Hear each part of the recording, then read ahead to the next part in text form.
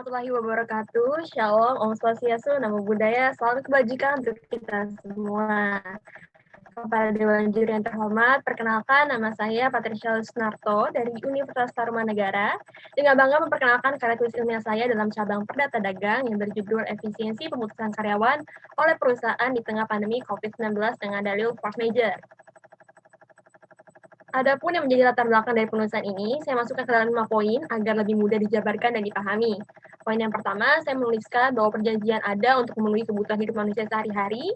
Seperti yang kita ketahui dalam membuat suatu perjanjian, tentunya para pihak mempunyai kepentingannya masing-masing, dan kepentingan di sinilah yang kesemuanya ialah untuk memenuhi kebutuhan hidup mereka.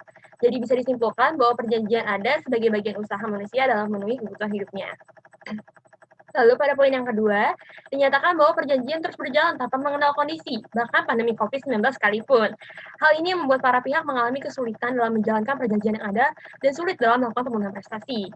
Namun dalam kondisi pandemi ini, mau tidak mau perjanjian yang ada masih akan terus berjalan dan berlaku bagi para pihak.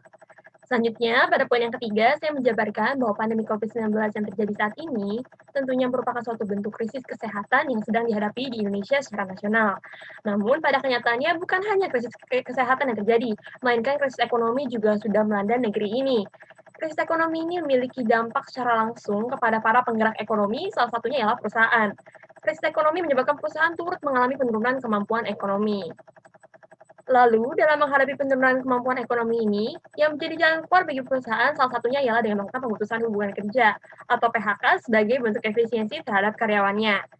Dengan melakukan efisiensi karyawan ini, perusahaan berpikir bahwa dirinya bisa survive dari krisis yang melanda, sehingga tindakan PHK menjadi salah satu jalan keluar yang diambil oleh perusahaan. Namun, dalam melakukan efisiensi karyawan, perusahaan juga membutuhkan dalil sebagai landasan tindakan PHK yang hendak dilakukannya. Dalil yang dibahas dalam tulisan ini ialah dalil force majeure. Sebagaimana yang kita ketahui bahwa dalil force majeure seringkali menjadi jalan keluar yang sangat familiar digunakan selama masa pandemi COVID-19 ini berlangsung. Dengan latar belakang yang telah saya jabarkan tadi, saya merumuskan 2 rumusan masalah untuk karya tulis ilmiah ini. Yang pertama, bagaimanakah penetapan efisiensi karyawan oleh perusahaan sebagai dasar pemutusan hubungan kerja? Dan yang kedua, bagaimanakah penerapan dalil force majeure terhadap pemutusan hubungan kerja karyawan pada masa pandemi COVID-19? Dari kedua rumusan masalah tersebut, tujuan atau hal yang ingin saya tekankan pada karya tulis ilmiah ini ialah bahwa bagaimana dengan dasar hukum yang telah ada, hal-hal yang bisa dijadikan sebagai alasan pemutusan hubungan kerja bisa diterapkan dengan benar dan tepat kondisi, sehingga menutup kemungkinan akan adanya penyalahgunaan undang-undang oleh para pihak yang dalam hal ini oleh perusahaan dalam mem-PHK karyawannya secara semena-mena. Yang kesemuanya ialah untuk menjunjung tinggi hak-hak para pekerja. Selanjutnya, dalam menulis tulisan karya ilmiah ini, saya menggunakan jenis data sekunder, yaitu data kualitatif yang bersifat deskriptif, dengan teknik penelitian hukum normatif melalui studi pustaka. Kajian pustaka yang digunakan dalam karya tulis ilmiah ini, yang pertama ialah prinsip efisiensi ekonomi oleh Richard F. Posner, yang dimana pada intinya menjelaskan bahwa efisiensi dapat dilakukan oleh perusahaan dalam bentuk mengalokasikan dan memaksimalkan sumber daya yang ada, yang kesemuanya bertujuan untuk meningkatkan kesejahteraan perusahaan yang menerapkan prinsip efisiensi ini. Lalu yang kedua ialah teori ketidakmungkinan dan teori ketidakpraktisan. Saya memasukkan 2 teori ini karena yang pertama, dalam teori ketidakmungkinan dijelaskan bahwa dalam keadaan memaksa, pihak debitur yang tidak mampu memenuhi prestasinya ialah hal yang sangat wajar terjadi dan memang tidak mungkin lagi untuk dilakukan. Sedangkan teori ketidakpraktisan menjelaskan bahwa dalam suatu keadaan sulit, kontrak masih mungkin untuk dijalankan, namun sudah tidak praktis lagi karena membutuhkan pengorbanan yang besar untuk menjalankannya.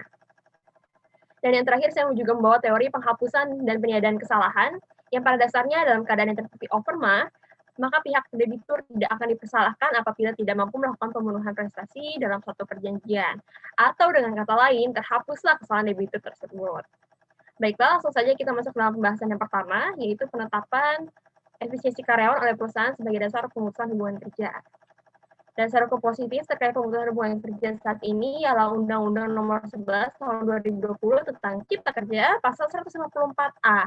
Isi pasal menekankan kepada alasan efisiensi terdapat dalam ayat 1 poin B pasal tersebut.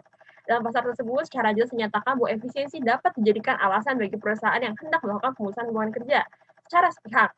Dan di sini saya mengaitkan dengan prinsip efisiensi ekonomi, yang dimana dalam melakukan PHK dengan alasan efisiensi, maka secara tidak langsung perusahaan menggunakan prinsip efisiensi ekonomi ini dengan tujuan mensejahterakan dirinya. Dalam pembahasan pertama mengenai efisiensi ini, saya mau berfokus kepada 2 isu. Isu yang pertama ialah terhadap kelonggaran dalam melakukan efisiensi oleh perusahaan, yang dimana dalam UU Cipta Kerja sekarang ini, perusahaan dapat melakukan efisiensi begitu saja tanpa harus diikuti penutupan perusahaan. Namun jika kita melihat balik kepada UU sebelumnya, yaitu Undang-Undang Nomor 13 Tahun 2003, Pasal 164 Ayat 3, menyatakan bahwa perusahaan dapat memakai efisiensi sebagai alasan pemutusan hubungan kerja hanya jika perusahaan itu tutup saja. Dalam artian efisiensi dilakukan perusahaan sebagai jalan akhir dari perusahaan tersebut sebelum perusahaan tersebut tutup. Sedangkan dalam hukum positif kita saat ini, perusahaan dapat melakukan efisiensi tanpa harus tutup setelahnya. Dengan kelonggaran ini menimbulkan kekhawatiran yang cukup tinggi akan adanya penyalahgunaan alasan efisiensi dalam melakukan pemutusan hubungan kerja sepihak oleh perusahaan. Lalu isu yang kedua, berkaitan erat dengan isu kelonggaran tadi, di mana dengan adanya kelonggaran ini, dikhawatirkan hak-hak pekerja itu terancam. Sebagaimana ada dalam Undang-Undang Dasar 1945 Pasal 28D ayat 2, yang menyatakan bahwa setiap orang berhak untuk bekerja serta mendapat imbalan dan perlakuan yang adil dan layak dalam hubungan kerja. Namun dengan adanya kelonggaran tadi, seakan-akan amanat pasal 28D ayat 2 ini terabaikan dengan kemampuan perusahaan dalam melakukan efisiensi tanpa harus diikuti dengan tutupnya perusahaan. Namun dalam UU Cipta Kerja ini juga memberikan hak-hak kepada pekerja yang terkena efisiensi, yaitu dalam pasal 156 UU Cipta Kerja yang mengatur tentang uang pesangon, uang penghargaan masa kerja, dan uang penggantian hak. Selanjutnya kita akan masuk dalam pembahasan yang kedua, yaitu penerapan dari force major terhadap pemutusan hubungan kerja karyawan pada masa pandemi COVID-19. Dasar hukum positifnya masih sama, yaitu Undang-Undang Nomor 11 Tahun 2020 tentang Cipta Kerja, Pasal 154A, isi pasal menekankan kepada alasan force major terdapat pada ayat 1 poin D pasal tersebut. Dalam pasal tersebut secara jelas menyatakan bahwa salah satu alasan pemutusan hubungan kerja ialah dengan dalil force major. Namun terdapat syarat-syarat yang perlu diperhatikan dalam menggunakan dalil ini. Yang pertama ialah bahwa perusahaan yang hendak menggunakan dalil force major ialah perusahaan yang tutup atau bangkrut. Yang kedua ialah perusahaan juga harus membuktikan bahwa dirinya benar-benar dalam keadaan memaksa yang menyebabkan perusahaan harus tutup. Ketika kedua hal ini terpenuhi, maka akan berlaku teori penghapusan dan peniadaan kesalahan yang menyatakan bahwa pihak debitur yang ada yang dalam pembahasan ini adalah perusahaan tidak perlu bertanggung jawab atas ketidakmampuannya dalam memenuhi prestasi. Dalam pembahasan yang kedua ini, saya juga mengaitkan dengan teori ketidakmungkinan, di mana dalam keadaan memaksa memang sudah sewajarnya perusahaan tidak dapat menjalankan perjanjian atau teori ketidakputusan, yang di mana perusahaan bisa saja menjalankan kontrak namun dibutuhkan pengorbanan, sehingga kontrak dijalankan namun sudah tidak praktis lagi. Sehingga dari teori-teori yang saya sebutkan tadi, perusahaan bisa lepas dari tanggung jawabnya dalam keadaan maksa atau force major, yaitu salah satunya dengan mem-PHK karyawannya. Selanjutnya, perlu diingat bahwa dalil force major bukanlah bertujuan untuk memperkaya diri perusahaan, melainkan yang bisa menggunakan dalil ini ialah perusahaan yang tutup karena keadaan memaksa. Dalam pembahasan dalil force major ini, saya menekankan kepada suatu isu, yaitu pelaksanaan amanat konstitusional oleh pemerintah terhadap pasal 27 ayat 2 Undang-Undang Dasar 1945, yang dimana dalam pasal tersebut dinyatakan bahwa tiap-tiap warga negara berhak atas pekerjaan dan penghidupan yang layak bagi kemanusiaan. Dari pasal tersebut dapat langsung kita lihat bahwa pemerintah mempunyai kewajiban untuk menjaga hak warga negaranya atas pekerjaan. Namun dalam kondisi perusahaan yang PHK karyawannya dalam keadaan maksa ini, apakah terlihat hak dalam pasal tersebut terpenuhi? Perlu diingatkan bahwa pandemi COVID-19 ini ialah bencana nasional, ya berarti juga merupakan tanggung jawab dari pemerintah. Jika dikaitkan dari kedua hal ini, maka pemerintah perlu lebih lagi memperhatikan warga negaranya yang dirugikan dengan hilangnya pekerjaan mereka selama pandemi COVID-19 ini. Maka dari itu, kita sampai kepada kesimpulan dari kedua pembahasan yang telah ada. Yang pertama, dalam hal efisiensi, maka efisiensi terhadap karyawan oleh perusahaan dapat dilakukan asalkan memperhatikan hak-hak karyawannya. Yang kedua, dalam melakukan PHK dari force major hanya dapat digunakan oleh perusahaan yang tutup saja. Selanjutnya, saya juga menyajikan saran terkait permasalahan yang ada. Saran yang pertama, diperlukan syarat yang lebih jelas bagi perusahaan yang hendak melakukan alasan atau menggunakan alasan efisiensi terhadap karyawannya, serta bisa juga dengan mencantumkan alasan efisiensi dalam perjanjian antar perusahaan dan karyawan.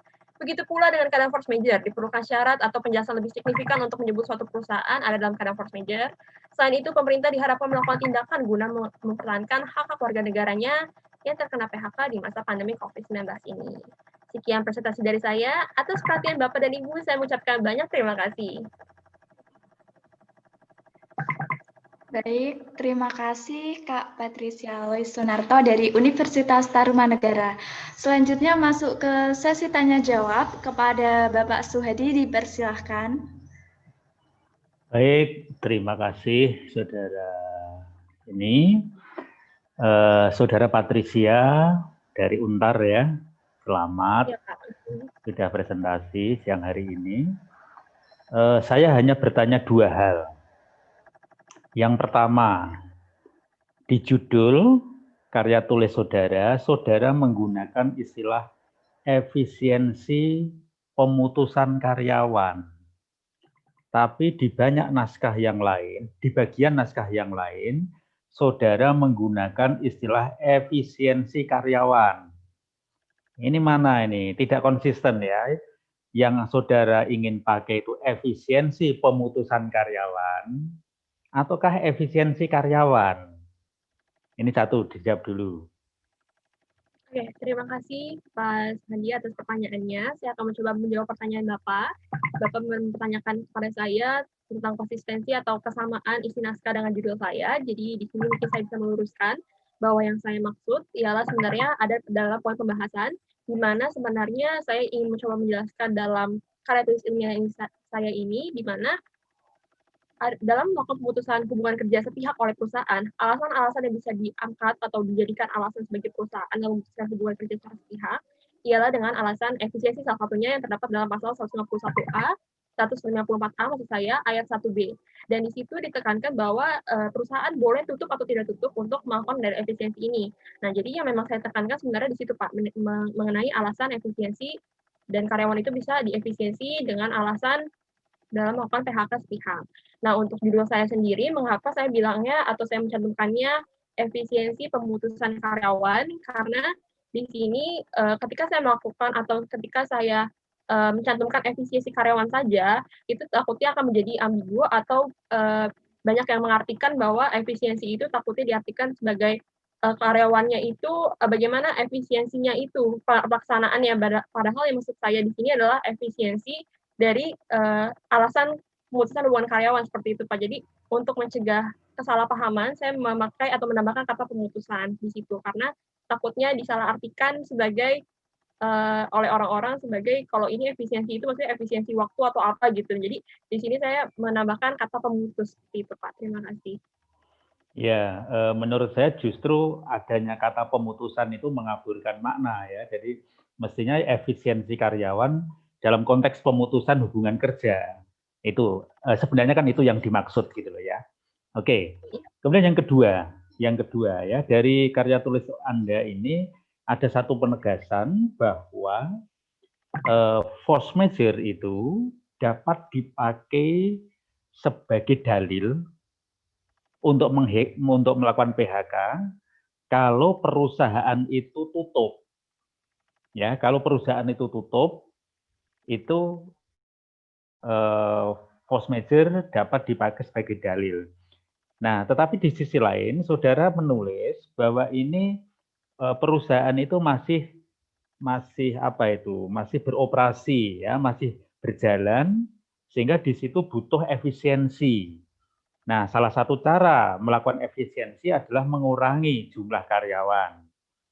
Nah, sehingga saya ingin penegasan dari saudara, kalau itu mengurangi jumlah karyawan, ya efisiensi karyawan tadi, apakah itu bisa menggunakan dalil force majeure? Baik, terima kasih Pak atas pertanyaannya. Saya akan mencoba menjawab pertanyaan Bapak. Jadi di sini mungkin saya harus menegaskan lebih lagi atau meluruskan lebih lagi. Jadi dalam karya tulis ilmiah saya ini, saya mengkelompokkan ke dalam dua alasan, di mana seperti yang kita tahu COVID-19 ini kan memang menimbulkan problema ya. Kadang-kadang ada yang bilang ini force majeure atau kadang-kadang perusahaannya tutup tapi sebenarnya tidak tutup atau sebenarnya rugi aja tapi mereka mau PHK karyawannya. Nah, di sini saya mau mencoba mengangkat isu tersebut di mana dari karya tulis ilmiah saya ini saya ingin memberikan sedikit informasi bagi para pembaca bahwa ketika perusahaannya itu hanya rugi dan memang hanya rugi tapi tidak sampai benar-benar payung atau bangkrut. Nah, di sini jalan yang bisa diambil oleh perusahaan adalah menggunakan dalil efisiensi ini. Namun, maka dari itu saran saya dalam penggunaan dalil efisiensi ini harus disertai dengan syarat-syarat lagi karena kan seperti yang kita tahu dalam pasal itu hanya perusahaan tutup atau perusahaan tidak tutup. Seperti itu. Jadi kalau untuk perusahaan yang hanya mengalami kerugian itu lebih baik atau disarankan untuk melakukan efisiensi karyawan dengan dalil efisiensi tersebut. Sementara kalau untuk perusahaan yang benar-benar sudah tidak memiliki kemampuan lagi atau sudah dinyatakan pilot, mereka memakai dalil force majeure, dan dalil force majeure di sini bukan untuk istilahnya menyelamatkan perusahaan sehingga perusahaan itu bisa sejahtera lagi, melainkan perusahaan itu harus tutup. Karena apa? Karena di sini tindakan atau dalil force majeure itu digunakan untuk memphk karyawan sebagai alasan atau langkah terakhir perusahaan sebelum perusahaan tutup. Sehingga di sini pembedaannya cukup signifikan, di mana kalau perusahaan itu benar-benar tutup, sudah pilot, itu akan memakai dalil force majeure untuk PHK karyawannya. Sedangkan untuk perusahaan yang mungkin hanya mengalami kerugian dan dia ingin menyelamatkan perusahaannya bisa memakai dalil efisiensi. Begitu Pak, terima kasih. Oke, terima kasih. Saya kembalikan Mbak Eni. Baik, terima kasih Pak Suhadi atas pertanyaannya. Selanjutnya masuk ke Dewan Juri yang kedua, Bu Dewi dipersilahkan untuk memberi pertanyaan kepada peserta. Ya, terima kasih Mbak Eni. Oke, Patricia masih semangat ya? Iya Bu. Oke, Patricia, tadi kan ada beberapa teori yang sudah kamu florkan ya. Teori apa tadi itu? Ketidakmungkinan, teori ketidakpraktisan, terus teori penghapusan, dan peniadaan kesalahan gitu ya dalam kontrak. Itu teori atau doktrin ya? Saya mencoba menjawab pertanyaan Ibu, terima kasih sebelumnya. Untuk teori ketidakmungkinan dan ketidakpraktisan ini mungkin masih bisa dibilang doktrin ya Bu, karena dari saya dapat sumbernya sendiri itu dari jurnal berjudul Kajian Hukum Makanan Maksa, menurut pasal 1244 dan pasal 1245 Kitab Undang-Undang Hukum Perdata yang dimuat dalam Lex Privatum volume 6 nomor 2 Februari 2016. Jadi mungkin masih bisa dikatakan atau dikategorikan sebagai doktrin. Sedangkan teori penghapusan peniadaan kesalahan dalam kontrak juga seperti itu ya Bu. Cuman kita tahu teori-teori ini sudah lazim untuk dan familiar juga mungkin dipergunakan dalam masalah lawan prestasi seperti itu Bu. Terima kasih. Kalau teori itu kan berarti ada pakarnya yang mengusung ya. Ini siapa ya pakarnya? Kalau misalnya nggak ada berarti mungkin saja ini doktrin gitu. Ini sumbernya kan seperti misalnya ini dari ini semua ya, dari jurnal itu ya. Iya, betul. Itu ininya pengutipannya kurang ini sebenarnya kurang valid gitu. Oke, nggak apa-apa. Intinya ini masih tanda tanya sebenarnya. Ini teori atau doktrin gitu. Tapi oke lah. Penyebutan ini harusnya kalau mengatakan teori itu biasanya itu ada pakarnya yang mengusung teori itu. Terus ini kamu gunakan di dalam ide dasar kamu kan teori-teori ini. Sekarang saya mau tanya, ini kan dari contoh ya teori ketidakmungkinan. Teori ketidakmungkinan itu kan dikatakan keadaan memaksa adalah suatu keadaan yang menyebabkan debitur berada dalam keadaan tidak mungkin. Debitur berada dalam keadaan tidak mungkin melakukan prestasi kan, pemenuhan prestasi. Itu ya? Ya. Teori ketidakmungkinan. Oke, sekarang ini kan antara perusahaan dengan karyawan. Nah, sekarang yang mana krediturnya, yang mana debiturnya? Baik, Bu, terima kasih atas pertanyaannya. Saya mencoba menjawab dalam hal ini dan dalam karya tulisan ini saya juga. Saya menekankan bahwa debiturnya itu ialah perusahaan dan krediturnya itu adalah karyawan. Karena dalam hal ini debitur itu sebagai pihak yang harusnya memberikan istilahnya uang atau upah kepada kreditur, yaitu kepada karyawan, karena karyawan sudah menjalankan tugasnya seperti itu. Bentar, ulangi lagi. Tadi krediturnya siapa? Krediturnya karyawan, Bu. Debiturnya perusahaan. Krediturnya si perusahaan? Karyawan. Oh, debiturnya perusahaan. Oke. Yang berprestasi siapa? Yang di sini yang prestasi yang saya maksudkan dalam karya tulisan saya ini ialah upah atau gajinya, Bu. Jadi debitur harus memberikan upah atau gaji kepada si pekerja atau si kreditur ini. Ya, ini kan kita nanti akan bicara mengenai should dan have to gitu. Kalau dalam hukum perikatan. Oke, berarti konsepnya ini diperbolehkan nggak untuk terjadi pengurangan karyawan? Baik, Bu, saya akan mencoba menjawab pertanyaan Ibu. Terima kasih. Jadi dalam perbolehan pengurangan karyawan itu boleh, Bu, asalkan dengan alasan yang saya setelah jabarkan tadi, yaitu dengan apakah dia perusahaannya tutup dan dapat menggunakan dalil force majeure, ataukah hanya rugi saja dan ingin menyelamatkan perusahaannya dapat memakai dalil efisiensi seperti itu, Bu. Oke, ya, saya cukup. Saya kembalikan ke Mbak Heni. Terima kasih, Bu. Baik, Bu Dewi, terima kasih atas pertanyaannya. Selanjutnya ke Ibu Dewan Juri kita selanjutnya, Bu Ferry, dipersilakan untuk memberikan pertanyaan kepada peserta. Oke, terima kasih Mbak Heni. Selamat siang, Patricia Luis. Selamat siang, Ibu. Asli Jakarta, Kak? Apa? Asli Jakarta? Aku asli Jakarta tapi stay-nya di Bekasi, Bu. Oh, stay-nya di Bekasi. Iya, beda ya dengan yang presenting yang lain, presenter-presenter lain. Kamu tuh ya kalau orang Jakarta emang gitu ya, aksennya yang ngomongnya cepet gitu. Iya. Saya bukan orang Jakarta, tapi kalau saya ngomong, kalau saya ngajar juga cepet. Jadi kadang anak-anak, Bu, direm. Oke. Oke, pertanyaan saya cuma satu, Mbak Patricia. Ya, ini kan efisiensi pemutusan kerja kamu kaitkan dengan UU Cipta Kerja. Iya, betul. Betul? Betul. Nah, karena kamu mengaitkan dengan Cipta Kerja, sudahkah kamu menyandingkannya Undang-Undang Ketenagakerjaan dengan Undang-Undang Cipta Kerja ini terkait dengan pemutusan kerja? Dan ada di mana? Di karya tulisnya. Ya, baik, Bu, terima kasih. Saya akan mencoba menjawab pertanyaan Ibu. Untuk perbandingan antara UU Cipta Kerja dengan Undang-Undang Ketenagakerjaan Nomor 13 Tahun 2003, saya sudah menyandingkan sedikit dari bagian pemutusan kerjanya, di mana mungkin UU Ketenagakerjaan dulu ya, Bu, karena kalau UU Ketenagakerjaan itu hanya 3 pasal. Di pasal pertama itu pada intinya menyatakan bahwa perusahaan bisa melakukan pemutusan hubungan kerja secara sepihak dengan dalam keadaan force majeure. Lalu pada ayat yang ketiga ditekankan bahwa boleh keadaan tidak force majeure tapi efisiensi, namun perusahaannya juga harus tutup soal efisiensi. Sedangkan kalau kita lihat dalam UU Cipta Kerja kita sekarang, untuk melakukan efisiensi itu perbedaannya tidak harus tutup untuk sekarang. Kalau dulu harus tutup, kalau sekarang itu tidak harus tutup. Perusahaan boleh tutup, perusahaan boleh tidak tutup untuk melakukan efisiensi. Sementara kalau untuk force majeure-nya sendiri masih sama ya, Bu, dan intinya kalau force majeure itu masih tetap harus diikuti untuk perusahaan pastinya. Seperti itu, Bu, untuk perbedaan secara garis besarnya. Oke, di Undang-Undang Ketenagakerjaan kan juga disebutkan ini ya, bahwa ada tenaga kerja yang lepas, ada tenaga kerja yang paruh waktu, ada yang tenaga kerja tetap. Itu ada perbedaan dalam hal pemutusan nggak? Dalam pemutusan apa, Bu, maksudnya? Dijelaskan lebih lanjut. Pemutusan kerja. Jadi kalau paruh waktu, oh berarti perlakuannya pemutusan kerjanya tidak sama dengan tenaga kerja yang sudah tetap.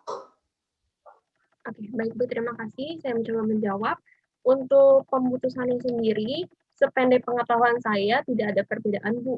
Karena di sini juga hanya dijelaskan dalam pasal-pasal tersebut saja, yaitu dalam UU Ketenagakerjaan hanya pasal 164 ayat 1-3, dan dari UU Cipta Kerja itu pasal 154 A saja. Jadi untuk perinciannya di sini sependek pengetahuan saya tidak ada perbedaan, Bu. Oke, terima kasih Mbak Patricia. Saya kembalikan Mbak Eni. Baik, terima kasih Ibu Ferry atas pertanyaannya. Selanjutnya kita memasuki peserta terakhir.